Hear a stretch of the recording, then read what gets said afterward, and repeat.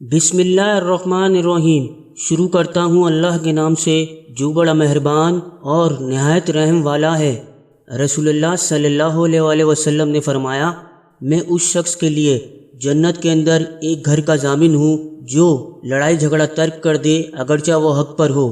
جنت کے بیچوں بیچ ایک گھر کا اس شخص کے لیے جو جھوٹ بولنا چھوڑ دے اگرچہ وہ ہنسی مذاق میں ہی ہو۔ جنت کی بلندی میں ایک گھر کا اس شخص کے لیے جو خوش خلق ہو۔ ایمان والا کون؟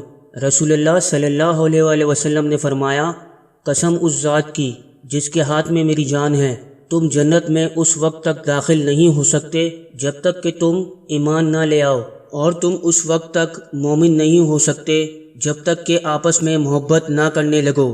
کیا میں تمہیں ایسی چیز نہ بتاؤں کہ جب تم اسے اپنا لو ایک دوسرے سے محبت کرنے لگو گے، آپس میں سلام کو عام کرو۔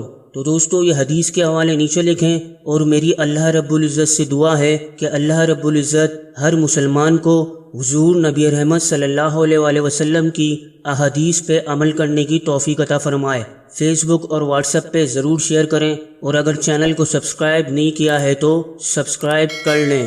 السلام علیکم۔